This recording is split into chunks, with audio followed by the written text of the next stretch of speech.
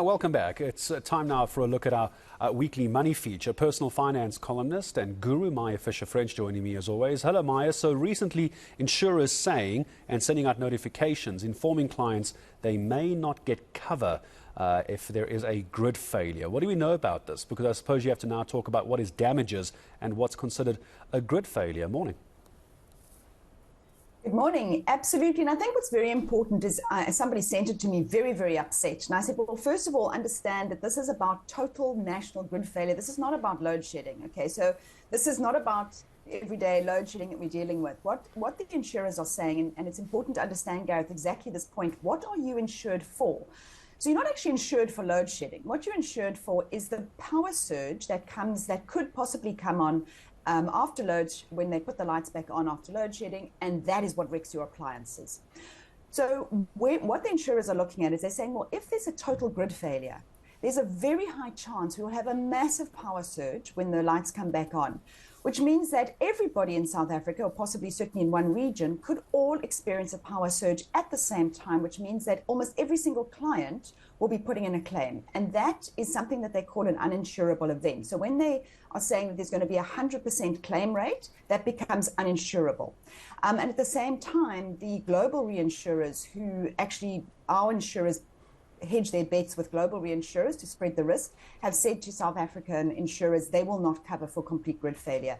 So that's really what this is about. This is very specific. And Gareth, I think the best advice I can give people is unplug appliances. If we hit grid failure, unplug your appliances. That's the best bet, but probably the least of our worries, let's be perfectly honest, if we don't have electricity for a week or two, whether our insurer is going to pay for our kettle or something. Yeah, there's going to be much bigger problems in the world if that were to happen, Maya. So it's unlikely, we're being told, there could be a complete grid collapse, a grid failure, whichever term you'd like to use, whichever government decides is the right way of saying it these days. But the load shedding is where you make a very good point as well, because how do I know if I'm actually insured? My appliances are insured for load shedding. Yeah. Do I need to phone my insurance, or is that already kind of built in? Do I just assume that? So it's very important that everyone goes and reads their insurance documents, their insurance policies, because you're actually not insured for load shedding. That's not the event. As I said, it's the power surge when the load shedding comes back on, when the lights come back on. So in that case, you will have a specific clause in your policy that talks about power surge cover. So check that you have it. Some insurers make it a separate policy, so you'd have to pay extra for it. And some insurers may require that you have a surge protector, for example, in order to qualify for the cover. So it's very important. It is very specific. More expensive insurance, more comprehensive insurance is most likely to have it included. If you've gone for the cheap and cheerful insurance, it may be not included. So there isn't a one-fits-all policy here. It's very important to go and have a look. But Gareth, what I'm picking up here is complaints where then people have power surge cover and they're not paid out. And I spoke to one of the large insurers, and they said what is happening is people get confused between damage due to a power surge and damage due to wear and tear.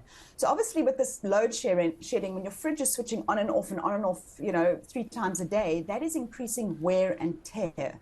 And your fridge is not insured for wear and tear. By the way, your geyser is. It's the only appliance that is insured for wear and tear. So yes, your fridge may eventually pack up because it's been switched on and off so many times, but that's not due to a power surge. So that's one of the issues we're having. And the recommendation is, if you are going to invest in something like an uninterrupted power supply, do it specifically for your fridge, your gate motors, your garage motors. Those are the things that are really being affected by load shedding, the on and off switching. And just make sure, Gareth, you don't switch your washing machine on during, and when there's going to be load shedding. Check the schedules, because of course your washing machine having to switch off mid-cycle can also damage it. So I think we also just need to be aware of the impact of wear and tear of load shedding on our appliances.